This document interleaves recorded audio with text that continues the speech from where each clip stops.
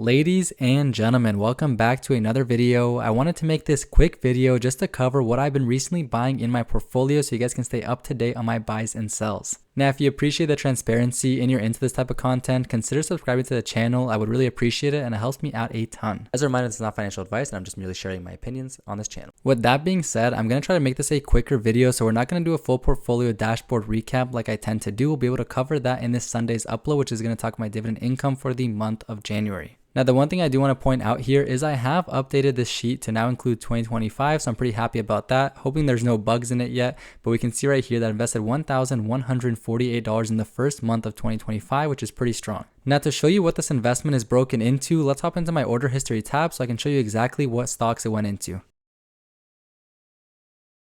Now, here are all my purchases in the month so far, and just today I made 2 more purchases in VOO and schd. Now, the reason most of my transactions are going into schd and VOO is because for my new investment plan for 2025, I'm committed into investing at least $500 per month combined into schd and VOO. Now, if you guys want to see my exact investment plan for 2025 and see how I'm approaching this year, which differs a lot from 2024, check out this video that I'll pin right up here, which covers my entire investing plan for this year. Now, yesterday, I also do want to highlight that I purchased Hamilton. I bought 2 shares at $128 per share, or a total order of $256 in order to help lower my cost basis on this company. Now, I have pretty strong faith in Hamilton. I think they're a very strong company, but we'll see if I end up eating my words on Friday when they do have their earnings report. If that earnings report goes the same way that a lot of these other defense contractors reports have gone this week, it might not be looking so good for me in the next week or so. Now, unless something fundamental within that earnings report changes drastically, I'm going to be investing more into Hamilton if the stock price does dip after earnings. Now, I'll be honest, I have a pretty big position in this company already, which we'll take a look at in a second, so I'll be happy if the stock price starts trending upwards from here. But at the start of the month, I made a pretty big investment. I just did a lump sum for schd for 4 shares, $108, and I bought almost an entire share, or I should say 3/4 of a share of VOO at about $400 for the total order. Now, basically once a week for the rest of the month, I was investing $100 per week into VOO and about $25 per week, or in this case, just the whole share each time, into schd. Now, the main reason for that is that my allocation for schd relative to VOO is a little bit smaller than I would like, so I do want it to catch up to VOO, but also I can't buy fractional shares on Vanguard for anything other than their own ETFs and mutual funds. Now, you guys can see all the rest of the purchases right here, but they're very similar, so let's hop into my portfolio holdings section.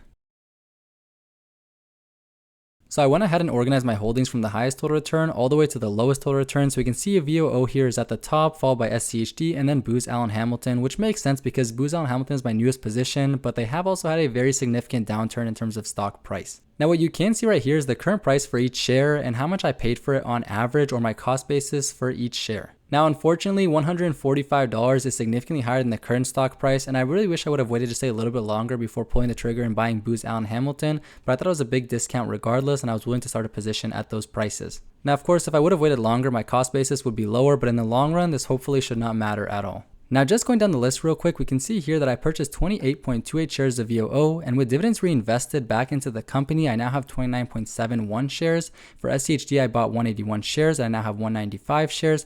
And for Hamilton, I bought 26 shares, and I have 26.028 shares, but that should start compounding faster in the future. In total, I invested $10,000 into VOO, $4,300 into schd, and $3,700 into Hamilton, making it my single largest holding for individual stock. Now, the current value for most of these sits well above that. So VOO is at $16,446, schd is at $5,463, and Hamilton is actually lower by a significant margin at $3,307. That's a $454 loss on Hamilton, or about 12%, a $1,100 gain on schd, or 26%, a $6,339 gain on VOO, or 62.72%. Now, as I continue to add more money into VOO and schd, my cost basis will likely go up, so that's going to cause my returns to come down.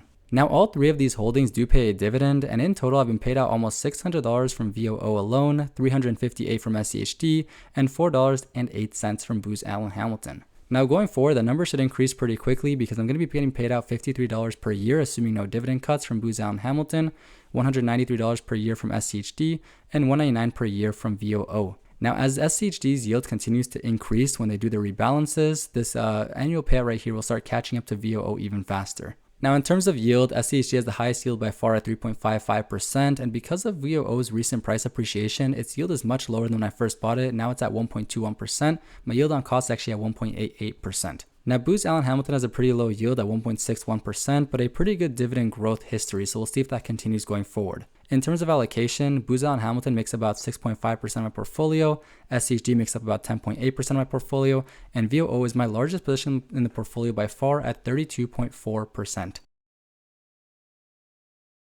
Now, before we end this video, let's just take a look at some of the financial metrics for Booz Allen Hamilton. And these graphs right here are set for the past 10 years. So you can see it's had some pretty strong price appreciation, and we'll have to see if that holds up for the future. The free cash flow per share has increased pretty strong over time since 2016, and we'll have to see where 2024 ends up being put at after we have that earnings call on Friday, but I expect it to be pretty high as well. Now, in terms of shares outstanding, this graph looks absolutely terrific. The shares outstanding have been decreasing quickly over time, meaning the company is doing a lot of share buybacks, which is very good, especially at these deflated prices. Now, compared to a lot of other companies, their stock-based compensation is actually relatively high, but it still doesn't eat too much into free cash flow, so I'm not concerned. It doesn't look to be increasing too quickly right now. Their dividend graphs do look a bit funky, and that's because they had some special dividends early on, but since then they've had growing, consistent dividends, which I'm very happy to see. Now, the last thing we can see here is their net income margin, and compared to a lot of other companies that I show you guys on this channel, it is very low, and that's because defense contractors tend to have a very low margin. The reason for that is because of the pressure and regulation from the US government. They don't want to be paying too much to these government contractors, so they maintain a pretty low margin on those companies. Taking a look at Northrop Grumman real quick, we can see they have similarly low net income margins as well. We had a pretty big spike here in 2021, not sure what that was from, but since then you can see how low their net income margin has been over their history. As always, that does bring us to the end of today's video. I really hope you guys enjoyed taking a look at my recent purchases in my portfolio, and if you did, definitely leave a like on the video. It helps me out a ton. Also, if you made it this far into the video, let me know in the comments down below whether or not you enjoy these types of videos and if you want to see more in the future. I might not be able to get to them on a weekly basis, but I can definitely try to do occasional updates in the middle of the week. Make sure to tune back into the channel on Sunday. I'll be taking a look at my dividend income for the month of January. And if you guys want to see my previous video where I talk about Ford and why I decided to sell the company, take a look at this video right here. Remember, the best time to invest was 10 years ago. The second best time is today. I want to thank every single one of you guys for watching, and I will see you in the next one.